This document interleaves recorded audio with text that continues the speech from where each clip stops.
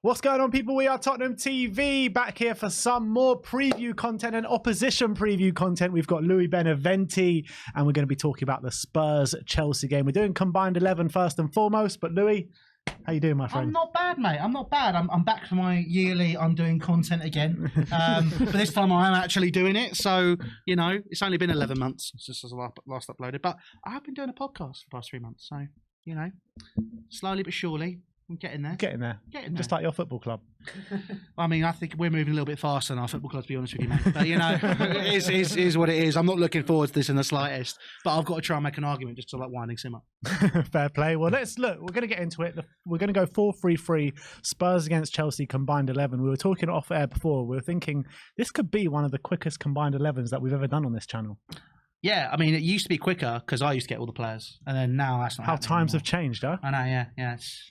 There's literally nothing I can say to this anymore. It's just there. I'm just like, I don't want to be when everyone's saying, "Oh, it's a process." It's just, it is, but at the same time, there's a balance. But I can talk more about that later. And you know, it used to be Spurs hiring managers that Chelsea have sacked. Now it's Chelsea hiring managers that Spurs have sacked. Yeah. What's going on in this world of football? I don't know. We've got a geezer who really likes baseball running the club. So, yeah, I mean, that says, you know, oh, for the LA Dodgers, I don't give a shit what you do for the LA Dodgers, mate. Different sports, all right? I'm not, they even tried to do like a full-on like LA Dodgers style sort of like thing in the first few games. They got someone in for marketing who just has never watched football ever. So I was like, you'll never get that Chelsea feeling. I'm like, what? Wanted to throw up constantly every time now. Actually had like a baseball thing. That was fucking hell.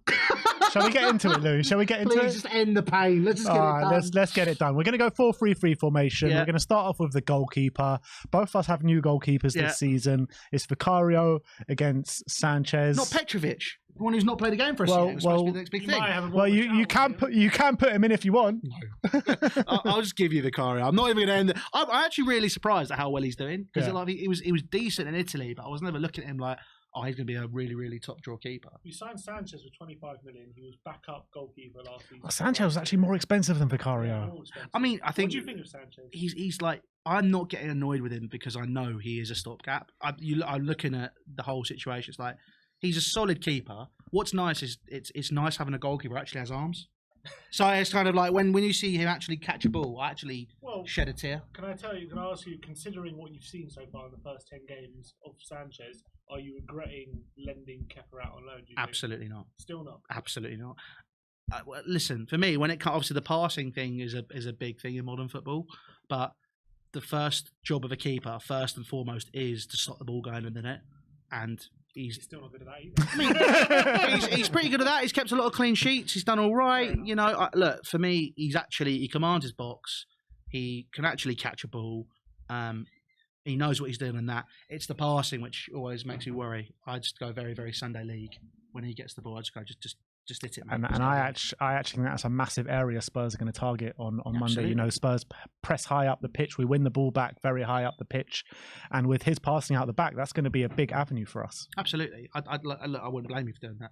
I think there are a lot of weak points to us, but also I think with the game on Monday, I do feel that it's going to be far more open. I think you guys aren't going to sit back and play in a low block, which is what we struggle against. When it comes to playing against sides, I actually want to play football. I mean, look at Liverpool game, look at the Arsenal game.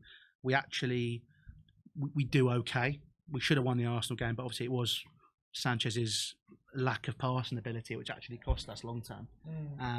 You know, that we were cruising until the 7th minute, and then after that heads went. But you know, hopefully it's a lesson learned, and that's all I can ask for, to be honest. All right, so 1-0 Spurs. Vicario gets in there. Let's go to the right back. This is going to be an interesting debate. Actually, you got Pedro Porro. There is literally no debate here against Reece James. There's literally no debate. Yeah, because James never plays. Are you seriously trying to do this argument with me, Sim? Does he play? Oh my God! When was the last time we saw him play? Yesterday, but in the League Cup. Yeah. Against Blackburn. Yeah, and he's in play. He's come on. He's probably out for another 6 He's come back for injury. Sorry. Okay, so let's flip this argument, right? What do you think of Ledley King? What do you think of Ledley King? He's a great defender. Yeah, but he never played. He was always injured. What are you talking about? He played loads. He did play. Yeah, but he never trained. Played one game a week. Never did this. No, but this is what I mean. Are you saying Reece James is as good as Ledley King? No, I'm saying that you're talking about players that are injury prone constantly, and you're trying to say they're absolutely brilliant. Reece James playing fit, which is what he is right now, is one of the best right backs in the world, if not the best. I actually disagree. had a debate with Sim a few weeks ago, maybe a few months ago now, and he was debating the Trent. I was debating Reece, and I was saying Reece is actually a better right back than Trent, in my opinion. He is. He's better overall. And look, I think Pedro Porro's had a really good start to the season, like really good. His kind of ball playing ability is absolutely brilliant. His defensive play has got a lot better. But I think when you're comparing the two players at full fitness, I think Reece James does get in. I think the only reason we're saying Reece James is because he's been in the Premier League longer, obviously, and we have more sample size. Porro's been brilliant this season. I think when you're talking about going forward, their ability to get shots off crosses in, I think I could comfortably say they're on a very even playing field when it comes to their on-the-ball ability. I don't think that's controversial to say, personally. You can laugh. I thought I was here to wind you up, not the other way around. I think that's not controversial. The only thing you can say is, James has been better defensively than Porro, albeit Porro's improved massively this season, and they're both similar ages. Reece James barely. How many games has he played in the past 4 years? When was the last time he had a full season, which was a good season? It's been a long time. When we're talking about what we've seen in the Premier League, especially this season, I think Porro's probably been better or level playing field of Reece James. I don't think it's that dissimilar. Reece James is good when he's fully fit, but it's so rare. And also when he does come back, it takes him a while to get back in, like to into his group. Tuchel used to play him a right centre back because he didn't trust him at wing back, didn't trust his fitness. Tuchel very often used to play him a right centre back. He only played him at right centre back when we had an injury crisis. No, a few times he did it. A few times he played him a right centre back. Because we didn't have enough No, players. he didn't. No, it's not true. He used to play Azpilicueta a right wing back and Reece James at right centre back. Happened a lot. He used to do that a lot because he didn't trust his fitness. I think it was only a stretch of like 4 or 5 games. No, it was longer. It was long. I'm telling you, he used to do it for a few quite often. I remember. I'm actually amazed we're actually having this conversation. I think it's even. I would say right now, from what we've seen at both of them at their very best, Reece James would take it. But if you're asking me right now, who would I want in my team? I think right now I'll drop Porro. And that's why you're not a manager, mate. So Reece James goes not really. Back. That's fantastic. That sounds great. Let's move on to centre backs. The best ability is availability. 100%. That's why Højbjerg is getting in this team. Exactly. So Reece James at right back, left back. Who's your left back? Cucurella? Chilwell. Cucurella or Chilwell. Cucurella's played really well this season, and Chilwell's currently unavailable. So, I put Cucurella forward right now. He's numbers wise. He's won like 80% of his games. He's won the most duels for Chelsea over the past few games when he's come back in. Obviously, as well as that, he's been playing at right back, which is a natural position. Sort of a time when a player's sort of been vilified, and to be honest, rightly so. Last year, he just was so poor. He's come in this year, and when people weren't sure about him, and he looked like he was going out the door, he stuck around, and he's been absolutely fantastic for us. Your left back though is Destiny Udogie, who's been like one of the best. He's been one of the best left backs in the Premier League this season. Yeah, for me, he walks in. He's fantastic. I think going forward, brilliant. He presses high up the pitch. He wins the ball back high up the pitch. Defensively, not much gets past him. He's dealt with Saka and Salah really well this season. Absolutely. So I can't agree more. I think Destiny does walk into this team. He's been fantastic. I mean, I didn't see any of him in Italy at all. So I'm not going to sit here and be like a Twitter tactical and start talking about how I've watched the 2-minute thing and he looks fantastic. But when I watched him, even though Italy were quite poor in that game against England, and that was his first start for Italy as well. Yeah, he was fantastic. He's a very solid player. It's the first time I actually watched him outside a match of the day, if I'm being honest. And still only 20. Exactly, he's still a lot to go, and he looks fantastic. He reminds me a little bit of Kyle Walker when he was younger. Sort of like there's a lot. I think obviously that's mainly the pace. To be honest, I think there's less rashness in there from Udogie then, because Kyle Walker was very rash when he was younger. You know, a lot of misplaced passes, a lot of bad defending. You don't really see it. He looks a lot more mature for that age. Yeah, he looks really confident. I think that's a big thing. It'd be really interesting to see how he does on Monday, because I think he'll probably he's 50-50 for the game, so he's not definitely 50. Playing. Yeah. Okay. So he's not definitely playing. So if we're doing that, who would be the other option? Who would be the left back? Don't talk about the other option. Davis is injured. It'll be Emerson. But I actually think Udogie will make it. Yeah. Okay. Right. So Udogie goes in. Yeah, that's fair. I agree with that. All right. So we've got Udogie left back, Reece James right back. We'll put pairs of centre backs forward. And we'll mix and match. But who's your pair? Will we mix and match? We'll see. Thiago Silva, I think, is definitely one of the names on the list for me. He's still one of the best centre backs in the league. It's fantastic. And the other one, it's like we've rotated quite a lot. Be Colwell, won't it? Yeah, but then at the same time, I think Disassi's played a lot as well. I'd probably say Colwell and Silva's probably the Chile strongest scored yesterday. one. Yeah, but he's only just come back from an injury. That was the first game he's played in months. So I'm not as much as I think he's a fantastic player. I don't think I'd put him forward in the conversation. I'd probably go Colwell and Thiago Silva. I think that for me, Thiago Silva, he's a Rolls Royce of a centre back. I think the big thing for me is I really value emotional intelligence as well as obviously his playing intelligence and the way that he interacts with the people in the club, off the pitch and on it, as well as just being a fantastic leader, an older head. The way he deals with the press, the way he deals with the fans, fantastic. On the pitch, my God, reads the game so well, does it at his tempo. When's he ever going to age? I don't know. I don't know. He's just one of those guys in Brazil, which I think will play football until he dies. Literally. It's like I think Romario or something is still playing. Is he 40 yet, Thiago? 39? He turns 40 next year. So I was having a discussion yesterday. So the guy who runs the Chelsea program, Dominic Bliss, me and him were talking. Thiago Silva right now is Chelsea's oldest ever outfield player, apart from two, which both went on to be coaches. So if he hits 40, he will be Chelsea's oldest ever outfield player. So we just want to give him a 6-month contract just so that happens. But then just having him about, obviously the big thing he was talking about recently was, what's right for his career, because obviously his kids play at Chelsea, his family are very settled in England. He loves the club. But obviously he wants to keep playing, and I think he wants to see out his career in Fluminense in Brazil, at Fluminense Brazil. So we'll have to see what happens there. But look, no errors at all this season have gone through him in terms of our defensive stuff. He leads the line, even in the game against Brentford when Reece James comes on. Reece James takes the captain's armband, but Thiago Silva goes, "Right, Reece, you're here. We're doing this. This is happening. That's happening. This is happening. This is happening." And you see Reece James go, "Okay, I'm listening to him." A natural leader. I'd argue, and it's a very controversial conversation amongst Chelsea fans, I think he is the best centre-back I've ever seen play for Chelsea. Ever? Better than Terry, Carvalho? Yep. I think for me, it's sort of like him and JT are the two. And then I put Marcel Desailly just behind that. And then you've got Ricardo Carvalho. That's a mad claim. That's a big claim. I know a lot of people would disagree. And he only came in at 36, 35? But this is it. Think about he came in at 36. I think everyone was thinking, have a year, 2 years, done. But bang, he's stepped up.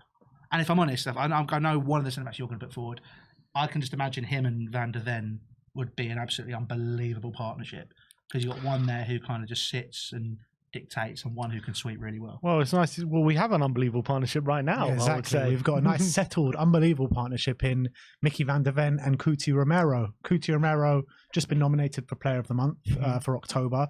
I think both of them have had absolute standout season so far. Van der Ven has come in and taken to the Premier League like a duck to water.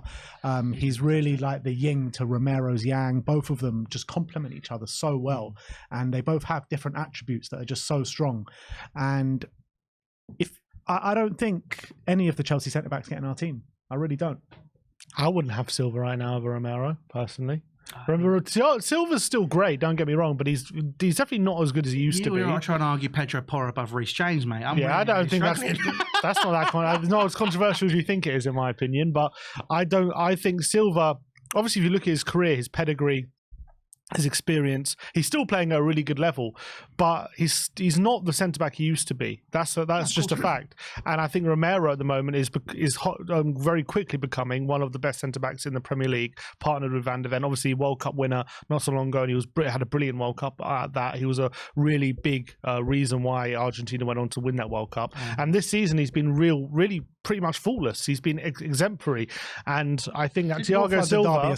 Yeah, I was going to say, did he get sent off? No, he didn't get sent off. No, actually, that's a good point, because that's what is kind of the narrative around Romero. Very rash, lunges in, gets a lot of bookings, gives away a lot of fouls. But he actually has cut that all out of his game this season. Not many fouls, not many bookings.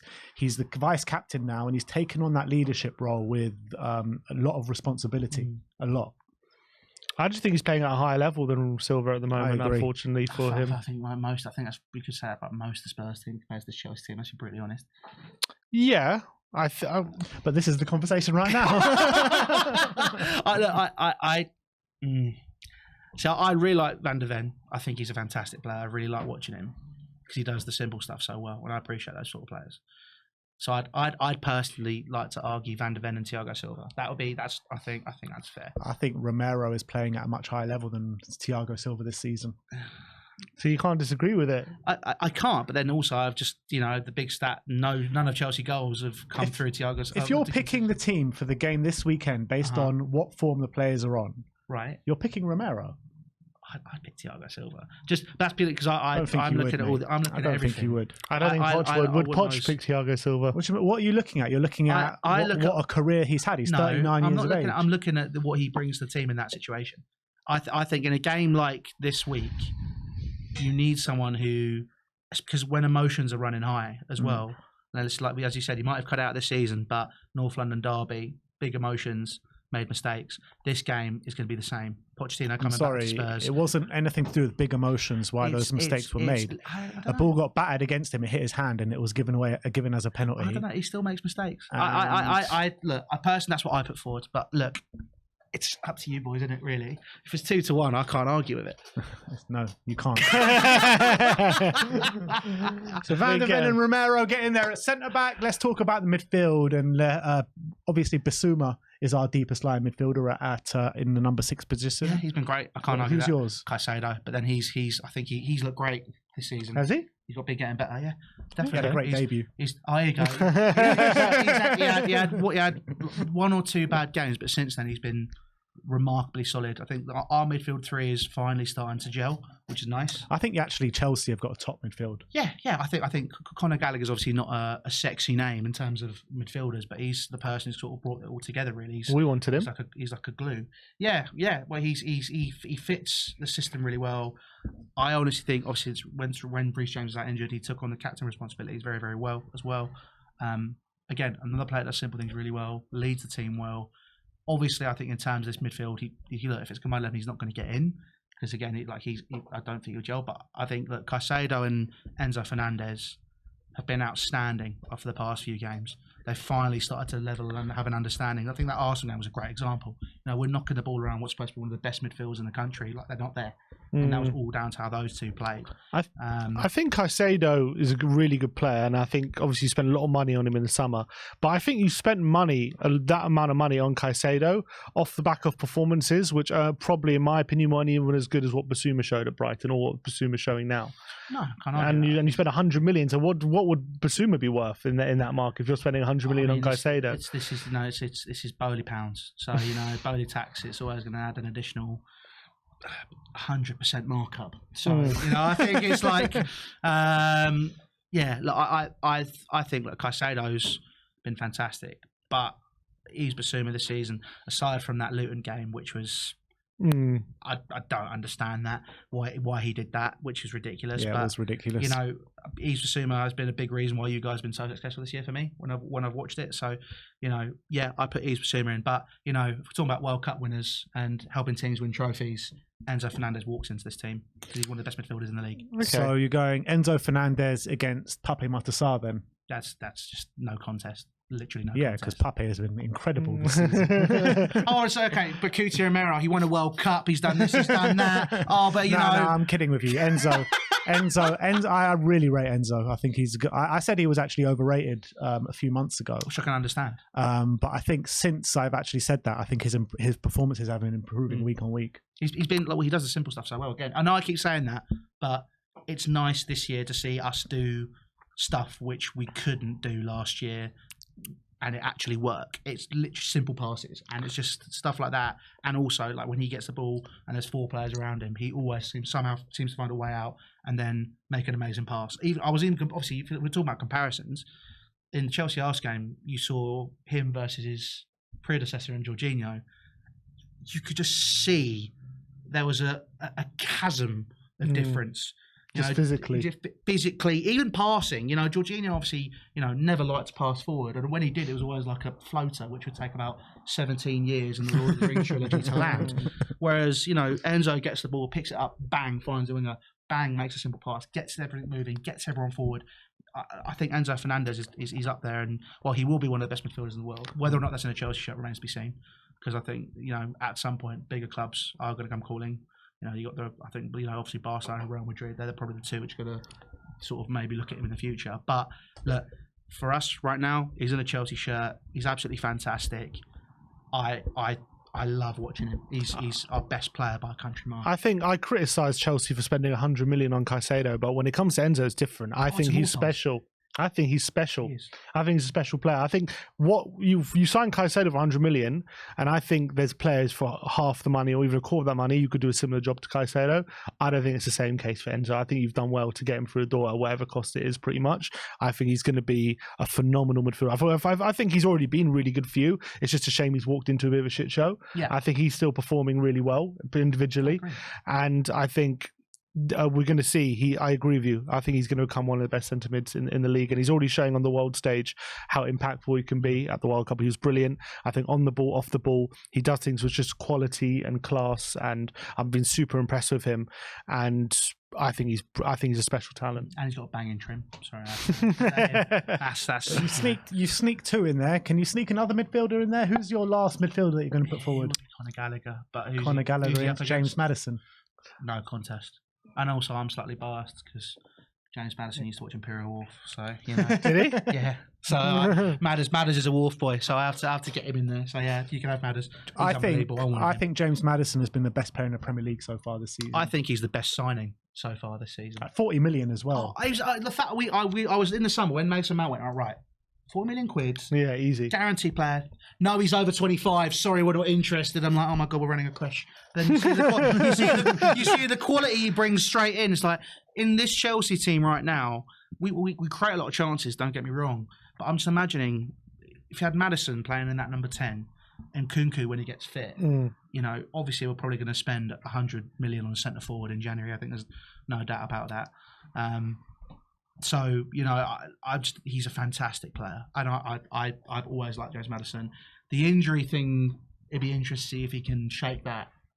And do better. But he's had his injury problems, but he hasn't been a player who's missed massive chunks of the season. Well, he's missed a few weeks here and there, usually. Yeah, but those few weeks here and there at Leicester were so pivotal for them. You know, whenever I speak to a Leicester fan, they're like, whenever he wasn't playing and there'd be, you know, a few weeks here and there consistently through a season, that would really affect them.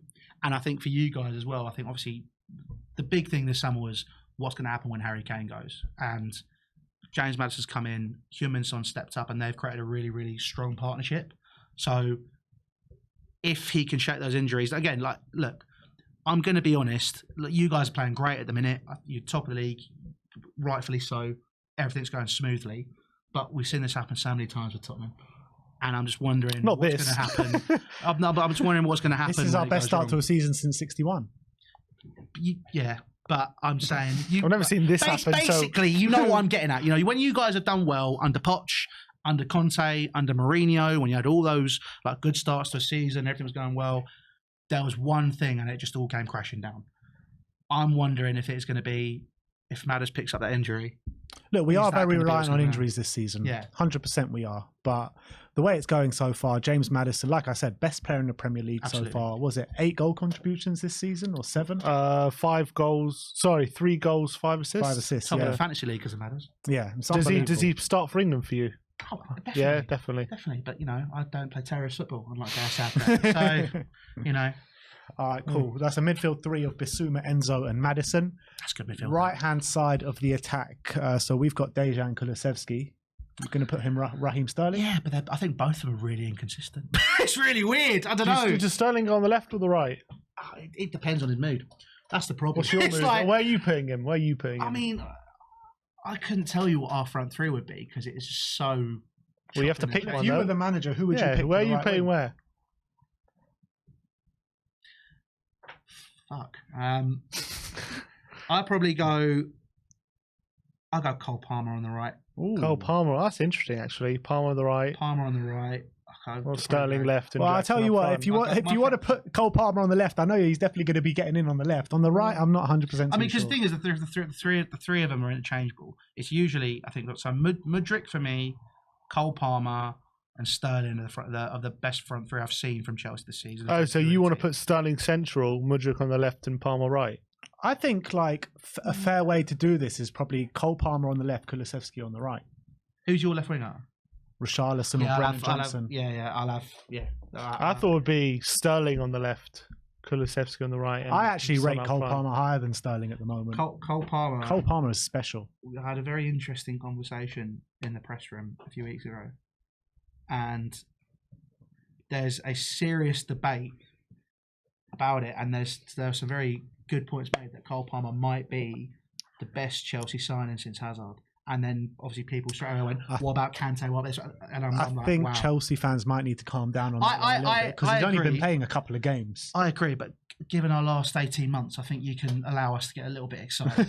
I'm kind of looking at this going a bit like, oh my God, we've actually got a player who knows what Is Cole Palmer the best player in Chelsea history? Look at that pass. No, it's like Cole Palmer's. He's a brilliant player, and he's going to be done very well, and he's going to be an unbelievable player. I think, like in the next two England squads, he's got to be in it. He's got to be in with the shout. He won't be though. But he's got to be. Yeah, he's got to be, but he won't be. Again, it's Gareth Southgate. I think he's your best player in the last few weeks by far. Oh, hands down. Yeah. Hands down. I mean, that Brentford game, even though we lost 2-0, the only player that was actually really creating serious opportunities was him. Yeah. You know, he'd pick the ball up from deep. He'd be everywhere. Where do you think is his best position? Central. He kind of has a bit of a free roam. I think when you just let him pick up the ball and make things happen, that's the best you see from Cole Palmer. I think so. In the Arsenal game, he was down the middle. It was like a false nine. So he was part of the midfield. You have Mudryk and Sterling pushing on further forward, and just because he was kind of in that pocket in between the defence and the midfield, what he made happen was just so important, and he was such a big asset in that game. And in every game, he's been a big asset. People talk about, he has not scored from open play yet, all this sort of stuff. For me, it doesn't matter when you've got a player of that quality who's putting those balls in. Again, Brentford game is a prime example. If we actually had a centre forward who moved and wasn't so static, we would have comfortably won that game 3 or 4-0. The game would have been different. Palmer's very much the eye test right now. His stats probably aren't the best, but if you just watch him play, you can see quality there. Yeah, but 100%. The eye test. We were talking about this earlier. Yeah. Twitter Tactico can shove up their arse. So who are we going? We're going Palmer on the left. I'll Palmer on the left. On the right. Talk to me about Kulusevski, because he started so well for you guys. Yeah. And then he's gone off the boil, and then he's just seemed to have you're not screaming and shouting about him again. But he seems to just be. Sim is. I mean, is he just not? I mean, when I say that, the papers and all that, Yeah. Because he's not getting the consistent goals as he was getting or assists than he was getting when he first came here in the first 6 months. But what he does do is very important roles to the team with his ball carrying ability, his physicality in our front line. He does a very underrated job for the team, and he's performing very well at the moment. He's just the only thing missing from his game is the consistent assists and goals, in my opinion. And at the moment, I think he's in the top 10 for chances created, along with a lot of the players who are near the top of the assist charts numbers. But for some reason, I think he's set up a lot of chances for Richarlison, basically, and he keeps missing them. So I think his stats are should be a bit higher. He's only got 2 goals, no assists so far after 10 games. He should probably be on quite a few assists as well, given the chances he's created. And I think, as Ben said, he does a really underrated role for the team, which again stats maybe won't show, or you have to be watching the game or in the stadium to see what a role he does for the team. But I really rate him. Look, I'm not going to lie, he hasn't been as good as he was in his first 6 months, even this season. But I really appreciate what he is very good at and what he's doing for the team. And I think if he became available, a lot of big teams would be after him. I think he's still a very good talent. What's the situation? Is he, because obviously you signed him permanent now, right? I was like, yeah. Or was it permanent? It's permanent. Like 20 odd million now, right? I think we ended up spending overall about 30, if I remember rightly. I think it's about 35 million. Yeah, that's not bad. That is bargain. And he's still 23 as well. He's still young. He's 23. Yeah, he's still 23. So he's still got a lot of time on his side. Jesus Christ, what have I done with my life? Yeah. He's 23. Okay, yeah, you can have him. Yeah, he's. Right, so maybe another time we can have an existential crisis for you, Louis. That's another video. I've been having crises for the past 5 years, mate. It's been that point. If this video gets 10,000 likes, maybe we'll have just a video of discussing your existential crisis. Christ. We got Kulusevski on the right, Cole Palmer on the left, Now we talk about the number 9. There is literally no conversation. Just put Son in. Nicholas Jackson against Heung-min Son. Son. I'm not even going to say anything else. Jackson's like the anti-Son. He's the one he'll get like 10 chances a game and he won't score any, and Son will get 1 chance a game and put 1 away. It's so frustrating. Louis, talk to me about Heung-min Son and what for you he's done this season so much better than last season. He's just stepped up. I don't know what it was. Like last year, you lot just... It was just a mess. Like you could tell it's a big confidence thing, and there was just mess after mess behind the scenes. No one just seemed to be working with each other. Son just fell off the face of the planet last year, which is like still 10 Premier League goals though. Yeah, but that's the thing. The fact I'm saying 10 Premier League goals isn't great, and he's fallen off the planet. That's what you got used to at Heung-min Son. You know, he was a player who would always step up. So he won the Golden Boot the year before that. Exactly. You know, so. It's for me, like just as a football fan, like, I hate the fact it's Tottenham. It's like the fact that Harry Kane's gone to Bayern now. I can actually appreciate him a bit more rather than annoy me. But he's been fantastic in this one. Maybe like this season, obviously he's moved to a striker position. He's got 8 goals now in 10 games. He's like showing his ruthless streak. Do you put him now in the bracket of like the top Premier League strikers? Like he's up there with anyone else in the Premier League when it comes to being a number 9 now. Overall in Premier League era, we're talking just no, now, like currently, if you're naming like the top 10 Premier League strikers, where is he? Where did I put him? In the top 10 Premier League strikers now as a number 9 now. I mean, he's got to be in the top 3. I mean, I can't think of else. I mean, top 2 even. Who's better apart from Erling Haaland? Who else? Is he? No, because you wouldn't. But I'm saying before the season, obviously, you're not going to categorize him as one of the best strikers. But now, are we saying he's one of the top 3 strikers? Now, when you talk about strikers, I think now realistically, you've only got 1 or 2 in the world which are just out and out centre forwards. There aren't many of those available. And in the Premier League, in terms of elite quality, one of them's obviously playing for City, and the other one loved Bet365 too much. So you know, it's a situation where it's like. I think the fluidity of certain players, you look at the front line, because I think when people say, "Oh, you want a 25 goal a season striker in the league," there aren't many of those about in world football anymore because goals come from everywhere. You know, I think Liverpool's a great example of that. When you looked at, you know, they had Mane and Salah contributing, and sort of Firmino was just a facilitator. Heung-min Son's been up there as an elite Premier League attacker for as long as I can remember. You know, I think he's definitely up there in the conversation top 2. I think I can't think of anyone else. Is he in the same bracket, do you reckon, now in terms of do you see him on the same level as Harry Kane now in terms of ability, or do you still think Kane's a level above? Because Kane carried Tottenham for a while, but now Son's come in and taken that number 9 role, and he's scoring as many goals as Kane. I think the thing is with Harry Kane, you said it yourself, he carried Spurs. I think now the burden on that team is less, and it's across everyone. Like I think again, it's not the same, but it's a similar bracket to when we won the league under Conte. I felt like no one really had much expectation of Chelsea, and then obviously it's a similar way. I think Big Ange's come in, and then everyone's sort of gone Celtic really, and he's come in, stepped up, created a good environment, and then allowed the team to flourish together, which I think is such a big thing after having such a long time where it's just been really reliant on what Harry Kane can do. But then at the same time, like, again, I use that England game as an example. Harry Kane, since going to Germany, just refined his game even more. In terms of, like, when we're saying on the same level, Harry Kane wins a trophy, he is without doubt the best English centre forward to have ever lived. And obviously, my dad always bangs on about Jimmy Greaves and all that sort of stuff. But he's like, he went, you know what? Harry Kane wins a couple of trophies, does well. It's curtains. But I don't know if anyone thought Son had this in him to kind of be and obviously he's the captain now of the team. He's like the leader, and what a great captain he is. And also he's the main source of goals. We're quite reliant on him for, like, at the moment he's our main goal scorer. I wonder, like, before this season with Kane leaving, everyone was like, oh, Kane's going, Tottenham are going to be mid-table, it's going to be the end. But like, Son has really stepped up in that role, and I'm so impressed. It was off the back of the season Son had as well. Yeah. You know, everyone forgets that he was playing through an injury the whole season last year. People have short memories in football. Yeah. Quick one on Jackson though. A lot of people giving criticism at the moment. Obviously, he's got a couple of goals, hasn't he? But is he? Are you one? You're thinking this guy's a rubbish donkey, or you thinking, you know, you see stuff and you want to give him time? I mean, look, he's young as well. Yeah, he's 22. Pre-season, we saw things, but again, it's pre-season. Like that's why I never get too excited. I just look at it as like it's an opportunity. I think the big thing we saw in pre-season was his link-up play. He was fantastic linking up with Nkunku and with Mudryk, and obviously that's where I think in that Brighton game and the Newcastle game we saw the three of them play really well together. Obviously, unfortunately, we've had a lot of injuries which have not allowed him to do as well. But then also, we've been so reliant on him, and he's just simply not ready, as is most of this team.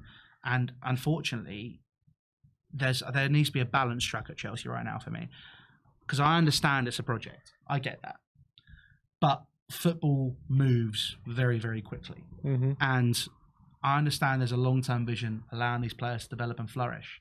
But at the same time, you need to be wary of what's going on around you and have the ability to adapt to what's happening right now. And this team is lacking just someone with nous who knows what they're doing. And I really do feel that, Nicholas Jackson would be the casualty in that situation. Because for me, I'd Ivan Toney at any money. Just the mentality he has, the Premier League experience he has. We can talk about the fact that only 10 goals or penalties doesn't matter. The ball's in the back of the net. It's a situation where we could have somebody who knows where the goal is, and that is just such a big thing for us right now. That's all you're missing really at the moment. Surely we've been missing that since Diego Costa left. Yeah. You've had a proper curse of strikers coming into your football club. It has, and I think, look, realistically, I like Jackson. I want to see him develop, but he needs an arm around the shoulder. He needs somebody who's going to be like, right, okay, don't worry. Poch should be giving him that. Poch does give it that to a lot of the players, and I think Mudryk's a prime example of that. He's been developing really, really well, but you can't do that with everyone all the time. You need players who can help do that as well. I mean, you guys had it. Obviously Poch was the manager, but you had Alderweireld, you had Vertonghen, you had Lloris, you had players there where it was like, do you know what, we are the senior players, we will step up, we will help these younger players. Yeah, so you had all these players who could kind of pick them up and go, right, come on boys, let's get going. But unfortunately, like I said, James Maddison, he's 26, sorry, we're not going to sign him. It's like, why? Why are we doing this? It's like, it's all well and good looking at, as they call it, a portfolio.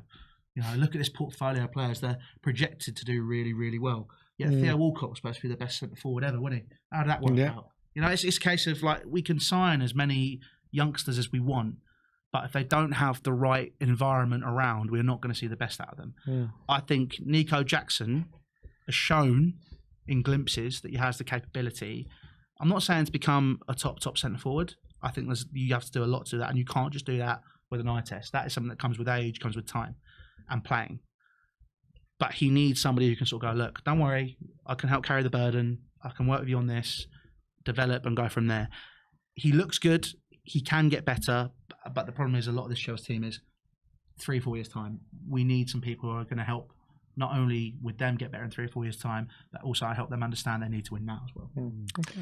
All right, let's finish off talking about the managers. Ange Postecoglou against Maurizio Pochettino. If you're going to judge just the jobs that they've done for their respective clubs, Chelsea and Tottenham, surely Ange gets in by a landslide. I don't know. We're talking about what they're doing for their respective clubs. I mean, what did Pochettino do? Spurs? This is one of those respective clubs. He's there all the time. Look, right now, I think you've got to say Postecoglou. But if you're judging, even if you're judging the whole career, I think you've got to say Postecoglou. Really? Well, just look at the trophy count. I love Poch, and he did an exceptional job at Spurs. But Ange has done phenomenal jobs in other leagues, albeit, yes, you're going to say they're less glamorous, obviously, doing Australia and doing it in Japan. But what he did in those jobs was phenomenal. And he actually, not only did he turn what Poch has done so far is he's turned teams' fortunes around really impressively, but he hasn't gone that extra step of just not just turning around, but actually winning stuff with them as well. But not to say that isn't impressive in his own right, it is. But what Ange has actually done is not only turned teams around, but he's actually made them winners. He made them win things. Do you not feel that, in hindsight, if Pochettino had maybe been given that little bit more time, 100%, you would have won something? Yeah, well, of course. He would have, a little bit more backing in times where we needed it. He shouldn't even have been sacked when he got sacked. It was a big mistake to sack him, 100%.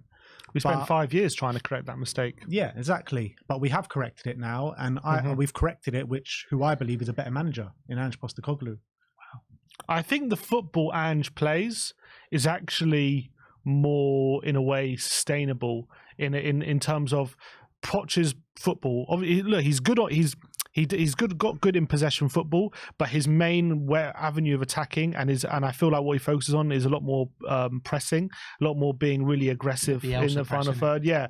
Whereas Postecoglou, obviously, his teams press really aggressively, but he's much more focused on the shape in possession and patterns of play when you're on the ball, and that's why we were so possession based heavy. And I think that is a better way to control games rather than just heavily, because when Pochettino's game, when the pressing's a bit off, I feel like the performance breaks down a bit a lot of the time. That's why he needs really young players and stuff like that. Just that Chelsea talking about, well, that was no, throughout his career, even at Spurs, when our pressing started to get worse, he didn't really have an answer to it. Whereas Postecoglou, because he's heavily reliant on how we are in possession, even when games where maybe the pressing isn't right, obviously it's going to affect us, but we can still win games because we're going to have a lot more of the ball. A counter to that, I think, if I was going to, obviously, because Postecoglou was in the running for the Chelsea job over the summer, whether it was light or not. If you look at Graham Potter as a predecessor, who obviously came from Brighton, and I think I personally could make a step up. Turns out he couldn't. Do you feel like if he was at a bigger club, all due respect, yeah, do you feel like he could deal with that pressure? So, for example, 100%. Unfortunately, right now, Chelsea fans are turning more and more into what Arsenal and Liverpool fans were, which is entitled, we are this, we are that, when the reality is we don't dictate that anymore. And then people deal with that. Do you think Postecoglou could deal with the situation at Chelsea right now better than Pochettino? 100%. I have no doubt in my mind that he could do that. He is a guy, Ange, and I never really knew this much about him before he came, but now I'm seeing it. He's a guy where he demands the respect of the players. He speaks well, he acts well. When he speaks, everyone listens, and I think that would be for big players, small players, whatever kind of caliber of player you are. I think he kind of speaks the language that they can listen to. And I think no matter who you are, Tottenham, Chelsea, Man U, Arsenal, Liverpool, I think he can go into any of those clubs and do a really good job. Interesting. I mean, look, right now, like I said, we're based on what the jobs they're doing at the club currently. Tottenham are top of the league. He's got 3 Manager of the Month nominations. 2 wins as well. Yeah. About to be 3. Well, I mean, look, it's a fairly self-explanatory answer. Like I was saying earlier, I want to see what he does when the pressure hits and the shit hits the fan. That's the one thing I want to see when it happens. Yeah, that's correct to say. And I'd wonder, I'm thinking about now, like, how many Manager of the Month awards did Poch actually win for Spurs? Because Ange's got to be close to it already. Yeah, probably. I mean, last season White Hart Lane, he must have won a couple. But other than that, I don't remember too many like outstanding months potentially that he won. You lot were just consistent under. Yeah, we weren't. Yeah, we were very consistent for a number of years. But I don't know how many. Probably, if I was to predict, I would say probably 3 or 4. I wouldn't say much more than that. 5 max. Yeah. All right, well, look, that is the combined 11. Let's run through the team with you guys one more time. Louis did sneak about 3 Chelsea players into this one. It's almost like I'm very good at trying to get stuff in.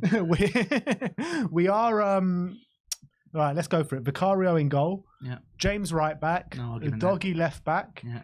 Van de Ven and Romero as the centre-back partnership. Still don't agree with that, but okay. Bissouma, Enzo and Maddison as a 3 in the midfield. Cole Palmer on the left, Kulusevski on the right, and Heung-min Son up front with Ange Postecoglou as the manager. You think that's fair? No. Well, I mean, the centre-backs are still... You ain't getting 39-year-old Thiago Silva over Coutinho Romero. Come on. Ow. It's a new era. You have to move with the times. Move on, Louis. Move on. Still there. Just love the man so much.